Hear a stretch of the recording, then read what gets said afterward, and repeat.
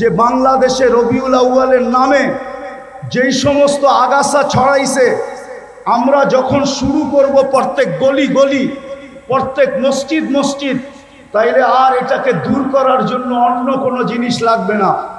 আমাদের এই চেষ্টার মাধ্যমে ইনশাআল্লাহ এগুলা বাংলার জমিন থেকে দূর হয়ে যাবে। আর না হলে যতই চিৎকার দেই, চিৎকার আজ থেকে চলতেছে না, আমাদের সেই ছোটবেলার থেকে দেখতেছি চিৎকার। কিন্তু বলেন, জশ্নে জুলুসের মিছিল কি ছোট হয় না বড় হইতেছে? বলেন বলেন আমাকে, বড় হইতেছে না ছোট হইতেছে? ডিম আগে 1000 টাকা বিক্রি হইতো, এখন 5 লাখ টাকা বিক্রি হয়। ডিমের দাম বাড়ছে না কমছে? ডিমের দাম বোঝেন? মনে হয় ডিমের দাম আপনারা বোঝেন না। আপেলের দাম 1000 টাকা ছিল, এখন 1 লাখ টাকা হয়েছে। চিনেন আপেলের দাম? জানেন তো না আপেলের দাম? কিন্তু আমি তো ঠান্ডা মানুষ, এই জন্য আপনাদের চিৎকার ওঠে নাই। হ্যাঁ, নাইলে বাংলাদেশ ছাড়া ইম্পোর্টেড আইটেম হয় না। যার দেশের ভিতরে যার কোনো পরিচিতিই নাই, যাকে মহল্লায় পর্যন্ত কাউকে চিনে না, তার এলাকায় পর্যন্ত চিনে না, তার হাতের ছোঁয়ার ডিম বিক্রি হয় চিটাগাঙ্গে 5 লাখ টাকা। 5 লাখ টাকা। মনে হয় বুঝাইতে পারি নাই, মনে হয় বুঝাইতে পারি নাই। কি বুঝছেন? তৈয়ব স্যার হাতের ডিম, উনি তো নাই, ওনার ছেলের হাতের ছোঁয়া ডিম বিক্রি হয় লাখ লাখ টাকা। উনি পাকিস্তান থেকে ইম্পোর্টেড মাল। একটা আপেল বিক্রি হয় লাখ টাকা। বিশ্বাস হয় না? মনে হয় হয় না? না না, হয় না আপনাদের। আমার মতো গভীর জিনিস আপনারা জানেন না, শুধু উপরে উপরে জানেন। পানিতে ফু দিলে গ্লাস বোতল বিক্রি হয় লাখ টাকা, লাখ টাকা। অথচ যাকে নিজের মহল্লায় চিনে না, যার ছেলে সন্তানের জীবনে আল্লাহর রসুলের কোনো আদর্শ নাই, পারি নাই আমরা। আমরা শুধু চিৎকার দিতে পারছি, আমরা শুধু মাঠ গরম করতে পারছি।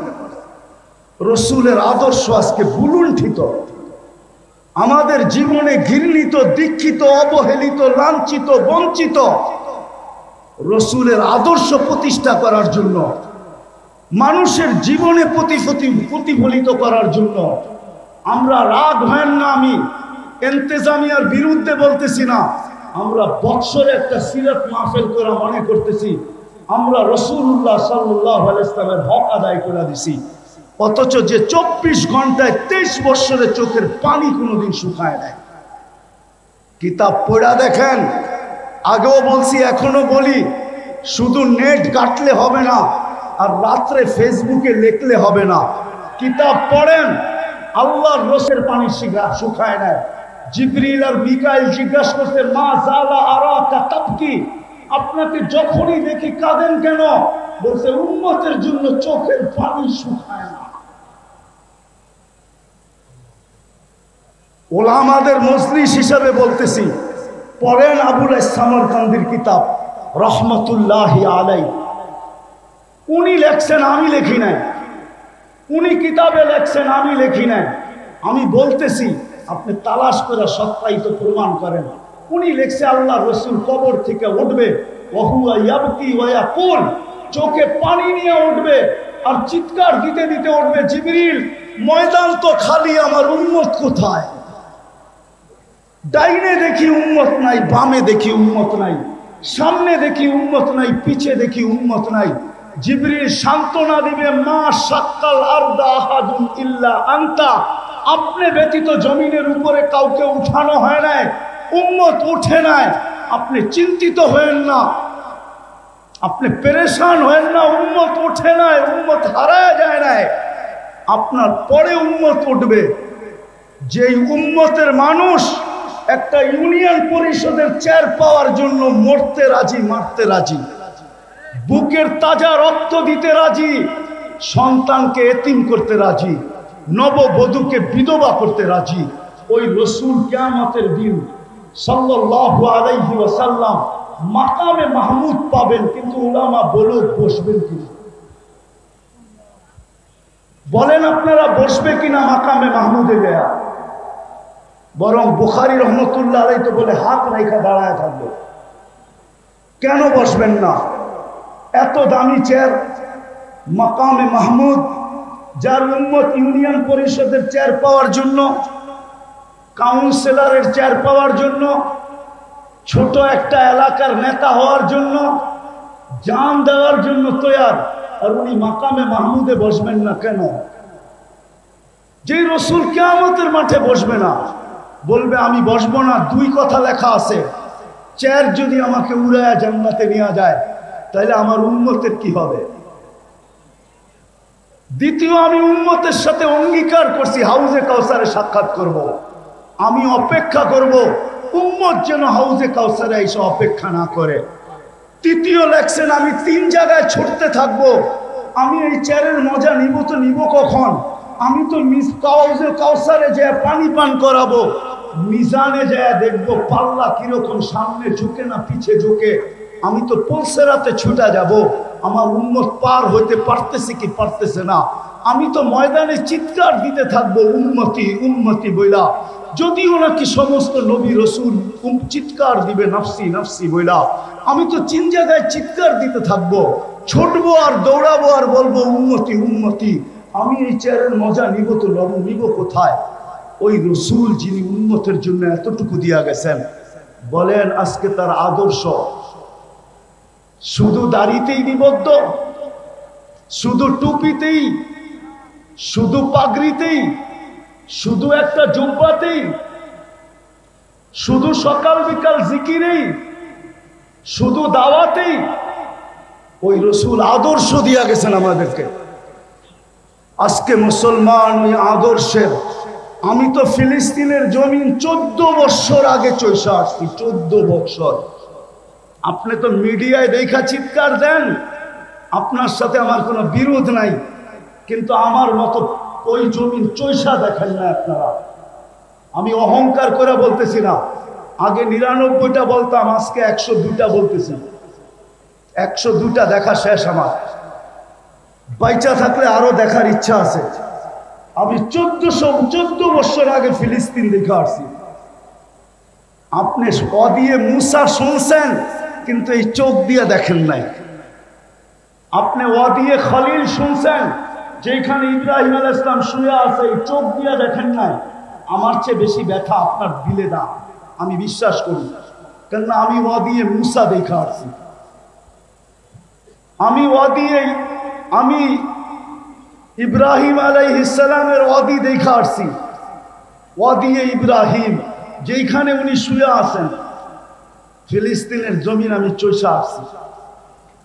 যেই জমিনের প্রত্যেকটা বালুর কণার সাথে বরকত মিশ্রিত, ওয়া বারাকনা হাওলা, ওই জমিন যেখানে আল্লাহ ১৬ লক্ষ নবীদেরকে জীবিত করে একত্রিত করছেন, আর ওই নামাজ যেখানে মুহাম্মদুর রাসূলুল্লাহ ইমামতি করতেন, ওই জায়গার থেকে আল্লাহর রাসূল আরশের টেকআপ করতেন। মক্কা থেকে বাইতুল মুকাদ্দাস পর্যন্ত রানওয়ে ছিল, বাইতুল মুকাদ্দাস থেকে টেকআপ করে উপরে উঠছেন। ওই জমিন যেখানে 70 জন জলিলুল কদর সাহেব নবীর কবর পড়া রাখা আছে। কোন কবি লিখছিলেন, এমন দেশটা কোথাও তুমি পাবে না কো খুঁজে, সকল দেশের সেরা সেজে নবীদের জন্মভূমি। ফিলিস্তিন নবীদের জন্মভূমি। আপনি তো মিডিয়ায় দেখা চোখের পানি ঝরান, আমার এখানে ব্যথায় বড়া। আজকে 200 দিনের উপরে হলো, 40,000-এর উপরে মানুষ মারা গেল। ওরা প্রতিদিন 6 ওয়াক্ত নামাজ পড়ে, 5 ওয়াক্ত তো পড়েই পড়ে, আর প্রতিদিন 1 ওয়াক্ত জানাজার নামাজ পড়ে। গত রমজানের হেরেমের কান্না দেখা আমার বিশ্বাস হইতেছিল, মনে হয় এইবার 1 ঈদ হবে না, 2 ঈদ হবে।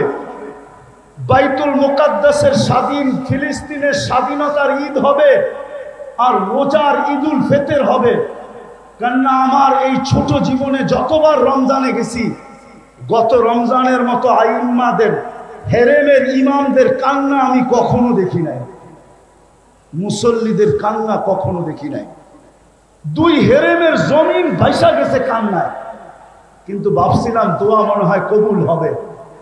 কিন্তু রমজান পার হইয়া, কোরবানি পার হয়ে আবার রমজান আসতে শুরু করলো, কিন্তু আজ পর্যন্ত দোয়া কবুলের কোনো চিহ্ন দেখতেছি না।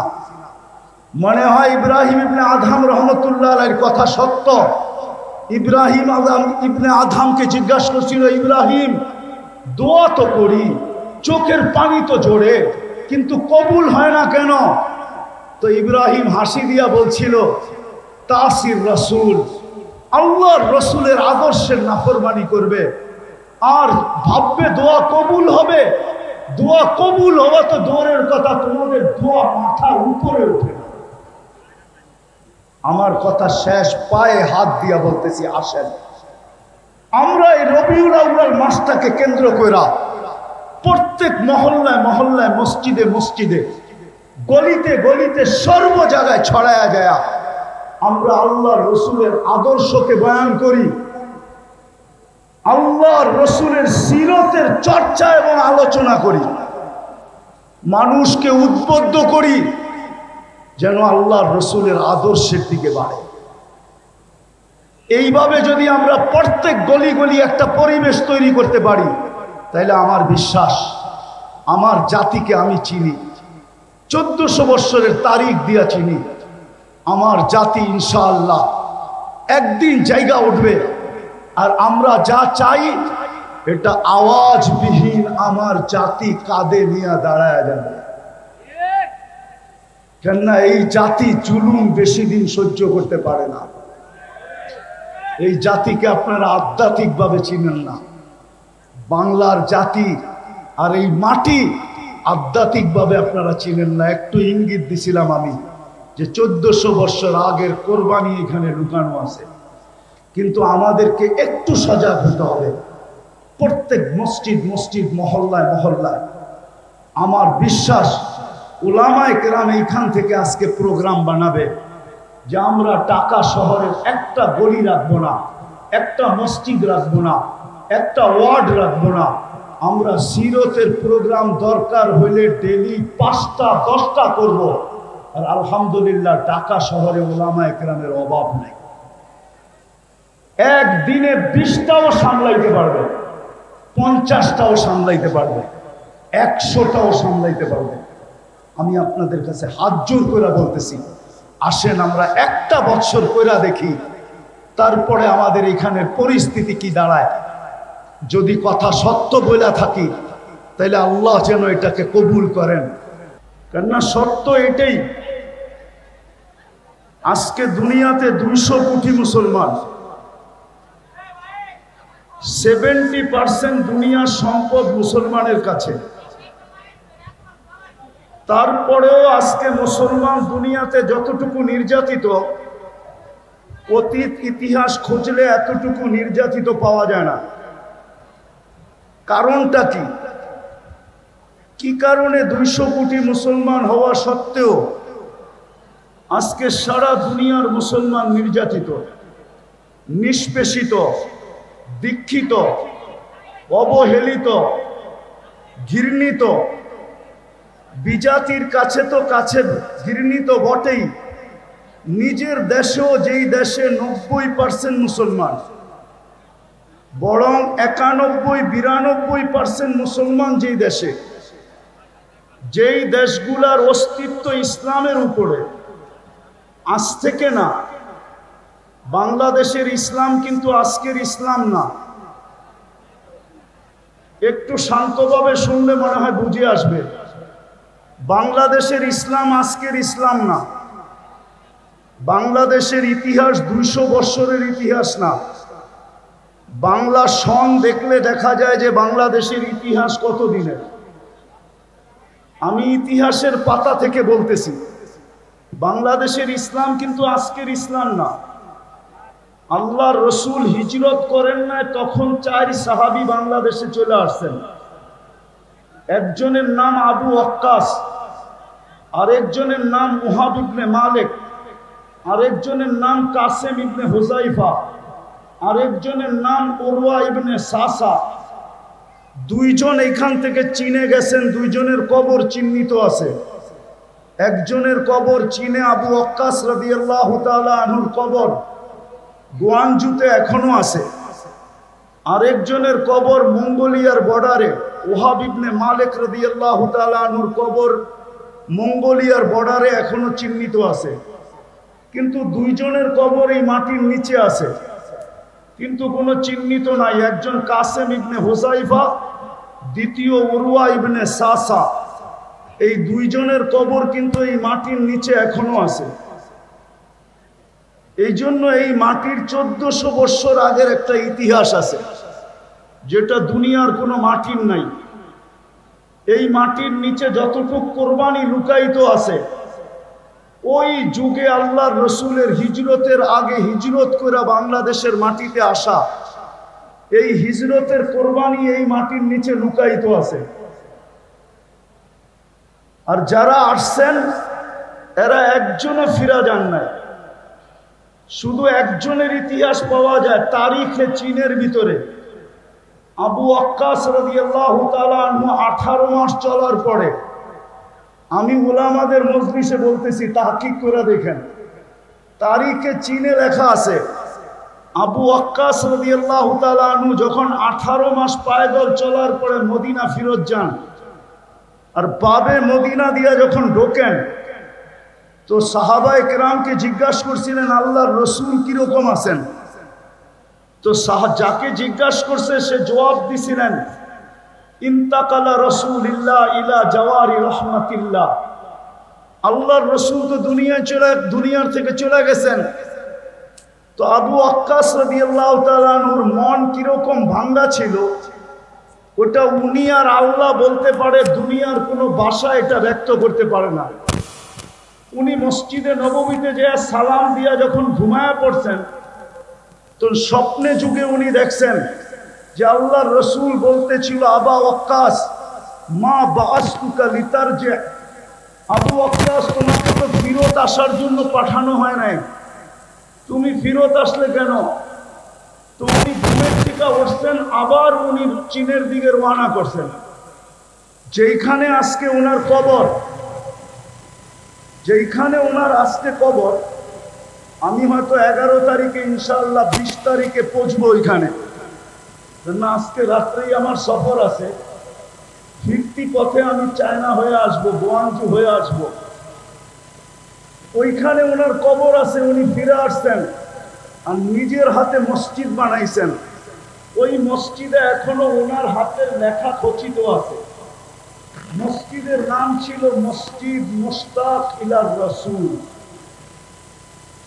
বাবার বিষয় কিন্তু মসজিদ মুশতাক ইলার রাসূল। আল্লাহর রসুলের জন্য পাগল প্রায় যেই ব্যক্তিরা, ওদের মসজিদ। তো যেটা বলতেছিলাম, আজকে 92% মুসলমান। তারপরও আমরা জানি আমাদের দেশে আমরা কতটুকু দীক্ষিত, কতটুকু বঞ্চিত, কতটুকু লাঞ্ছিত, কতটুকু আমরা অবহেলিত, কতটুকু আমরা নির্যাতিত। মনে হয় বুঝাইতে পারি নাই। সারা দুনিয়ার মুসলমান দেশেই মুসলমান নির্যাতিত। কারণ কি? 200 কোটি সম্পদ, 70% আমাদের কাছে। দুনিয়ার তেল বলেন মুসলমানের কাছে, দুনিয়ার গ্যাস বলেন মুসলমানের কাছে, দুনিয়ার সোনা বলেন মুসলমানের কাছে, দুনিয়ার সবচেয়ে বড় টাকা মুসলমানদের কাছে। মুসলমানের চেয়ে বড় টাকা দুনিয়ার কারো কাছে নাই। 4 থেকে 5টা দেশ যদি এক হয়, তাহলে সারা দুনিয়া এরা কিনতে পারে। এত বড় টাকা মুসলমানের কাছে। দুনিয়ার সবচেয়ে বড় টাকা কুয়েতের কাছে, দুনিয়ার সবচেয়ে বড় টাকা ওমানের কাছে, দুনিয়ার সবচেয়ে বড় টাকা বাহরাইনের কাছে, দুনিয়ার সবচেয়ে বড় টাকা ব্রুনাইয়ের কাছে। তারপরও মুসলমান ঘৃণিত, অবহেলিত কেন? আমার প্রশ্ন বলতে পারেন, কথা বলার ঢংও বলতে পারেন। আমার বিশ্বাস, এটা আমি মনের থেকে বিশ্বাস করি, আমার উপরে যে কেউ আঙ্গুল উঠাইতে পারেন তাতে কিছু আসে যায় না, বিরুদ্ধে লিখতে পারেন তাও কিছু আসে যায় না, কিন্তু আমার মন বলে, আমার তাখায়ুল বলে রাসূলুল্লাহ সাল্লাল্লাহু আলাইহি ওয়াসাল্লামের আদর্শের কারণে, যাকে আল্লাহ আদর্শ বানায় পাঠাইছেন, লাকাদ কানা লাকুম ফি রাসূলিল্লাহি উসওয়াতুন হাসানাহ, যেই হেদায়েতের চাওয়া আমরা প্রত্যেক নামাজের ভিতরে চাই, সূরা ফাতিহা ব্যতীত যেই নামাজ হয় না, যার ভিতরে মৌলিক বিষয় হলো ইহদিনাস সিরাতাল মুস্তাকিম। আমি মাদ্রাসার ছাত্রদেরকে বলতেছি, তোমরা একটু ভালোভাবে আমার কথাটা চিন্তা করো, ঠান্ডা মাথায় চিন্তা করো। যেই হেদায়েত আমরা প্রত্যেক রাকাতে চাই, যেই হেদায়েত মানুষের জিনিসের জীবনের ভিতরে সবচেয়ে বড় জিনিস, হেদায়েত প্রাপ্ত যে হয়, খোদার কসম তার কোনো জিনিস দ্বারা মানুষ কষ্ট পায় না, এমনকি পিঁপড়া পর্যন্ত কষ্ট পায় না। আমি আমাদের আকাবেরদের জীবনীর ভিতর থেকে একটা জীবনী বলতে চাইতেছি। হুসাইন আহমদ মাদানী রহমতুল্লাহ আলাইহি একবার হাটহাজারী মাদ্রাসায় আসছিলেন, আজ থেকে 50 বছর আগের কথা হবে।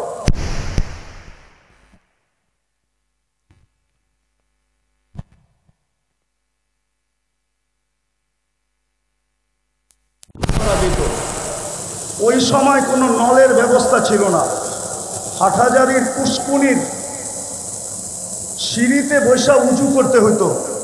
হুসাইন আহমদ মাদানী রহমতুল্লাহ আলাইহি উজু করতেছিলেন। পুরান মসজিদের সামনে পুষ্কুনি ছিল, যারা দেখছে তারা দেখছে। ওইটার এক পারের দিকে, দক্ষিণ পারের দিকে একটা পিপিলিকা পানিতে হাবুডুবু খাইতেছিল, কারো চোখে পড়ে নাই। হুসাইন আহমদ মাদানী রহমতুল্লাহ আলাইহির চোখে পড়ছে। উনি উজু ছাড়ছেন, ওই দিকে গেছেন, পানিতে নামতে নামতে হাঁটু পানিকে অতিক্রম করা রান পানি পর্যন্ত নামছেন, তারপরও পিপিলিকার নাগাল পাইতেছিলেন না। তো উনি মেসওয়াক বাহির করে আগে বাড়াইয়া দিছেন, পিপিলিকাকে উঠাইয়া উপরে ঝেড়া দিছেন। সমস্ত ছাত্ররা ওনার ওই সময় উপস্থিত ছিল। হুসাইন আহমদ মাদানী রহমতুল্লাহ আলাইহি, আমরা আমাদের আকাবেরদেরকে চিনি না, আমাদের ইয়াং যুবকরা আজকে আকাবেরদেরকে চিনে না। না চিনার কারণেই আমরা আকাবেরদের না অনুসরণ করতে পারি, না আকাবেরদের ব্যাপারে সঠিক মনের থেকে মুখ দ্বারা ব্যক্ত করতে পারি। বরং দেখা যায় আমাদের সমাজে ইয়াং বেস আকাবেরদেরকে পর্যন্ত লাঞ্ছিত করতে দ্বিধা করে না, আকাবেরদেরকে পর্যন্ত আঙ্গুল উঠাইতে দ্বিধা করে না। রাগ হও না তোমরা আমার কথায়, মনে উঠলো এই জন্য বলতেছি। ইমাম তিরমিজি রহমতুল্লাহ আলাইহির জীবনী পড়া দেখো। ইমাম তিরমিজি রহমতুল্লাহ আলাইহি লেখছেন যে আমার থেকে বয়সে যে একদিন বড়, তার ভিতরে আমার থেকে 100 গুণ খায়ের বেশি। ওনাকে জিজ্ঞাসা করছে, আপনি এটা বলেন কি করে? বলছে, খায়রুল কুরুনি কারনি, আমাকে বলে আল্লাহর রসুলের জমানার যে যত কাছে হবে তার কাছে তত বেশি খায়। আমাদের আকাবেররা আমাদের আল্লাহর রসুলের জমানার কাছে ছিল, আমি জমানার থেকে আজকে দূরে। আমার মুরব্বী যে বসা আছে, উনি আল্লাহর রসুলের জমানার কাছে আমার থেকে, যদিও আমার দাড়ি পাকা, ওনার দাড়ি পাকা, কিন্তু বয়সে উনি আমার চেয়ে বড়। বিদায় আমি মনের থেকে বিশ্বাস করি ওনার ভিতরে আমার চেয়ে কোটি গুণ বেশি খায়ের রাখা আছে। তো যেটা বলতেছিলাম, হুসাইন আহমদ মাদানীকে জিজ্ঞাসা করছে, হযরত আমাদেরকে বললেই তো পারতেন। তো উনি জবাব দিছিলেন, হাকাদা উমিরনা, আল্লাহর আমর আমার দিকে ছিল, বিদায় পিপিলিকাকে বাঁচানো আমার দায়িত্ব ছিল, তোমাদের দায়িত্ব ছিল না। রসুলের আদর্শ তো আমাদেরকে এটাই শিখাইতেন। আজকে সারা দুনিয়ার মুসলমান 200 কোটি হওয়া সত্ত্বেও দুনিয়ায় বর্তমানে যত আলেম ওলামা আছে, 50 বছর পিছিয়ে গেলে এত আলেম ওলামা ছিল না। আজকে যত মাদারেস আছে, এত মাদারেস ছিল না। আজকে যত হেফজোখানা আছে এত হেফজোখানা ছিল না। আজকে যত খোতাবা আছে অতীতে এত খোতাবা ছিল না। কিন্তু আজকে যতটুকু দুর্দশা 50 বছর আগে আমাদের এরকম দুর্দশা ছিল না। কসম খোদার, আমার মুরব্বীরা আছে কিনা জানি না, কারণ বাজারের সভা ছিল, হযরত মাওলানা আব্দুল গফফার সাহেব রহমতুল্লাহ আলাইহি উনি কারণ বাজারের সভায় বয়ান করতেছিলেন। আমাদের রাষ্ট্রপতি এরশাদ সাহেব পাশে বসা ছিল, উনি তখন রাষ্ট্রপ্রধান। আব্দুল গফফার সাহেব হাসতে হাসতে বলতেছিল এরশাদ সাহেবকে লক্ষ্য করা যে আপনি আমাদের রাষ্ট্রপ্রধান, আমাদের একটা নীতি আছে, রীতি আছে, প্রথম দিন বাসর ঘরে যদি বউকে দেখতে হয় তাইলে আমাদের দেশে টাকা দিয়া দেখতে হয়, মধ্যখানে শালা শালিরা পর্দা ধরে, জামাই যতক্ষণ পর্যন্ত টাকা না দেয় তো পর্দা উঠায় না, নিজের বউয়ের চেহারা দেখতে দেয় না। আপনি আমাদের রাষ্ট্রপ্রধান হওয়া সত্ত্বেও আপনি আপনার বউকে এরকম খোলা ছেড়া দিলেন কি করে যে এখন একজন রিকশাওয়ালাও পয়সা ছাড়া আপনার ওয়াইফকে দেখে? ওইটা একটা সময় ছিল, একটা সময় ছিল, খায়রের সময় ছিল। ওনারা আল্লাহর রসুলের জমানার কাছে ছিলেন, আদর্শের উপরে প্রতিষ্ঠিত ছিল। এরশাদ সাহেব শুধু হাসতেন, কোনো প্রতিবাদ করেন নাই, কোনো জিদ বা হিংসা বিদ্বেষ ভিতরে নেন নাই যে আমি স্টেজ থেকে যায়া গফফার সাহেব তোমাকে দেখাবো তুমি কত বড় আব্দুল গফফার। কোনো প্রতিশোধ নেন নাই। কিন্তু আজকে কথা বলে স্টেজ থেকে নামা যায় না, কথা বইলা স্টেজে বসেও থাকা যায় না। কেন এই দুরবস্থা? আমার প্রশ্নের জবাব দেন আপনারা, কেন এত দুরবস্থা? টুপিওয়ালা তো আগের চেয়ে বেশি, দাড়িওয়ালা তো আগের চেয়ে বেশি, নামাজি তো আগের চেয়ে বেশি, তাবলিগওয়ালা তো আগের চেয়ে বেশি, ওয়াজ নসিহত তো আগের চেয়ে বেশি। আমি কথা শেষ জায়গায় চলে আসছি। আজকে আমরা আল্লাহর রসুলের আদর্শকে শুধু একটা ব্যানারে আবদ্ধ করছি। সিরাত শুধু ব্যানারে আবদ্ধ আমাদের জীবনে না। আমরা সিরাতকে মানুষের সামনে তুলে ধরতে পারি না। রাগ হবেন না, পায়ে হাত রাখি। গত বৎসরও এখানে সিরাত মাহফিল ছিল, এর আগের বৎসরও ছিল, এর আগের বৎসরও ছিল, এই বৎসরও সিরাত মাহফিল আছে। কিন্তু আমি ওলামা তোলাবাদের পায়ে হাত রেখা বলবো, শুধু বৎসরে একটা সিরাত মাহফিল করার দ্বারা জাতির ভিতরে সিরাতের আকর্ষণ আসবে না, বরং আমাদেরকে রবিউল আউয়াল মাস পুরাটা প্রত্যেক মহল্লায়, প্রত্যেক মসজিদে, প্রত্যেক গলিতে, প্রত্যেক এলাকায় সিরাতের প্রয়োজনীয়তা যদি মানুষের সামনে তুলে ধরতে পারি, সিরাতের উপকারিতা যদি মানুষের সামনে তুলে ধরতে পারি, যে সিরাতের দ্বারা আল্লাহর রসুলের আদর্শ দ্বারা যদি আদর্শবান হই তাইলে আমাদের সমাজটা কিরকম হবে, এই চিত্রটা যদি আমরা তুলে ধরতে পারি তাইলে খোদার কসম হইতে পারে আমাদের সমাজ এরকম হবে যে এই সমাজটা সারা দুনিয়ার ভিতরে মডেল হিসাবে রূপান্তরিত হবে। যদি সারা রমজানে যদি পুরা রমজানে ফাজাইলে রমজান পড়া হইতে পারে, হজের মাসে যদি পুরা মাস ফাজাইলে হজ পড়া হইতে পারে, তাহলে রবিউল আউয়াল মাসে প্রত্যেক মসজিদে কেন সিরাতের কিতাব পড়া হয় না? আমরা সবাইকে সিরাতের কিতাব পড়তে বলি না কেন? সবচেয়ে ছোট একটা সিরাতের কিতাবও তো পড়তে বলতে পারি। সিরাতে খাতেমুল আম্বিয়া সবচেয়ে ছোট সিরাত, আমরা কেন আমাদের যুবকদেরকে উজ্জীবিত করতে পারি না? আমাদের যুবকরা সারা রাত্র নেটের ভিতরে থাকে, আনলিমিটেড সারা রাত্র ব্যয় করতে থাকে, অথচ অল্প একটু নেট খরচ হবে সিরাতে খাতেমুল আম্বিয়া পড়তে। আমরা কলেজের ছেলেদেরকে কেন হাতে পায়ে ধরে উদ্বুদ্ধ করতে পারি না? কেন স্কুলের ছেলেদেরকে পারি না?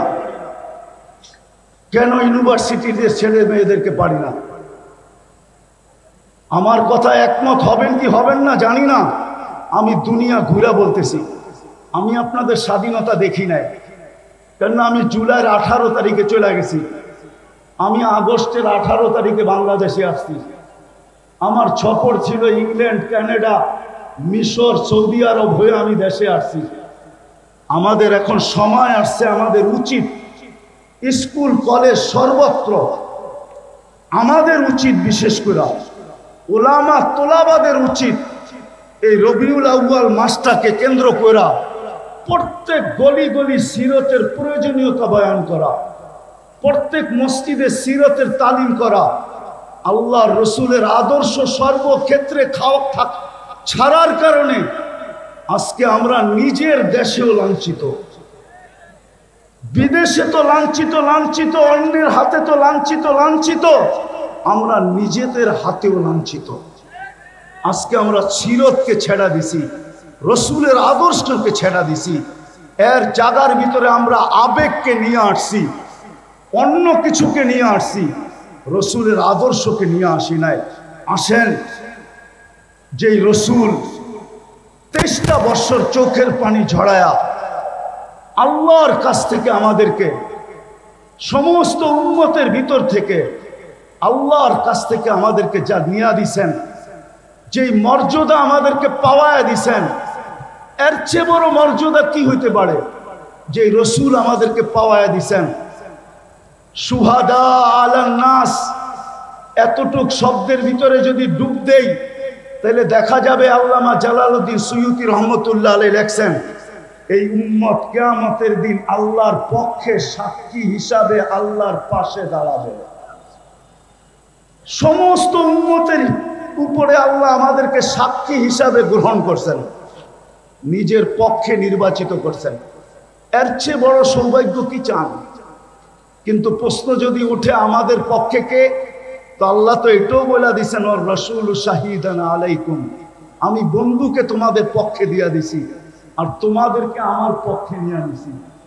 বিদায় আসেন আমরা আজকের এই মাহফিল থেকে অঙ্গীকার করি, আর এটা না হওয়ার কারণে রবিউল আউয়াল মাস ব্যাপী প্রত্যেক মসজিদে, প্রত্যেক গলিতে, প্রত্যেক মহল্লায়, প্রত্যেক গ্রামে, প্রত্যেক ইউনিয়ন, থানা, জেলায় সিরাতের চর্চা না হওয়ার কারণে রবিউল আউয়ালের নামে হাজারো আগাছা সমাজে ছড়ায় গেছে। যতই চিৎকার দেন, এই চিৎকারে দিলের মহব্বত বাহির করা যাবে না। যদি মহব্বত বাহির করতে হয় তাইলে ওইটাকে আগে ডিলেট করতে হবে, আর নবীওয়ালা মহব্বত দিয়া ওইটাকে ধুইতে হবে, নাইলে এই আগাছা দূর করা যাবে না, যে আগাছা রবিউল আউয়ালের নামে বাংলাদেশে ছড়ায় গেছে। আপনি বলবেন, আপনি যে প্রবচন দিলেন যে সারা মাস প্রত্যেক মসজিদে সিরাতের তালিম, সিরাতের আলোচনা, গলিতে, মহল্লায়, হাটে, বাজারে, প্রত্যেক গ্রামে, এরকম কি দুনিয়ার কোনো দেশ আছে? আমার সাথে চলেন, আমি আপনাদেরকে দেখায় দিব। আমি ওই দেশে গেছি, একবার যাই না, 6 বার গেছি। আর একবার আমি ওই মহফিলে নিজে গেছি। আমার যাওয়ার কথা ছিল 1 সপ্তাহ পরে, আমাকে ওনারা চিঠি পাঠাইছেন, আমাদের এইখানে 1 মাস সুদানে সিরতের আলোচনা হয়, টানা 1 মাস, রবিউল আউয়ালের 1 থেকে নিয়ে 30 তারিখ পর্যন্ত। আপনি যখন আসবেন তো 1 সপ্তাহ আগে আসেন। আপনি আরবি না বলতে পারলেও ভাঙ্গা ভাঙ্গা যা বলতে পারেন, আমরা আপনার মুখ থেকে কিছু শুনতে চাই। এখনো আপনি সার্চ দিয়া দেখতে পারেন, সুদানে 1 মাস সিরতের চর্চা হয়, সিরতের 1 মাস। আপনারা আর কয়জন? এক এক মজমায় 4 থেকে 5 লক্ষ লোক থাকে। চলেন, আমি ইয়ামান 4 বার গেছি। ইয়ামানে 1 তারিখ থেকে 30 তারিখ পর্যন্ত, মাসের শেষ পর্যন্ত প্রত্যেক মসজিদে সিরতের চর্চা হয়। দুনিয়ায় আরো দেশ আছে, মরক্কো, জাজায়ের, টিউনেসিয়া, মরিতানিয়া, সারা মাস সিরতের চর্চা হয়। আজকে যদিও আমি আসার ছিলাম না, কিন্তু এমাদউদ্দিন সাহেবের বারবার ফোনের কারণে আসছি। আমি রাত্রেই চলে যাব আমার সফর কোরিয়ায়, কিন্তু আমি আসছি আপনাদের কাছে শুধু এই দরখাস্তটা রাখার জন্য। আজকের এই মজলিস থেকে আমরা ওলামা তোলাবা অঙ্গীকার করি যে বাকি পুরা মাসটা আমরা আমাদের মসজিদের ভিতরে সিরতের চর্চা করব, সিরতের আলোচনা হবে, সিরতের তালিম হবে, আমাদের ঘরের ভিতরে হবে, আমাদের মসজিদে হবে, মহল্লায় হবে। বুঝাইতে চেষ্টা করেন, একদিনে দূর হবে না, ইনশাআল্লাহ হইতে পারে অচিরেই দেখা যাবে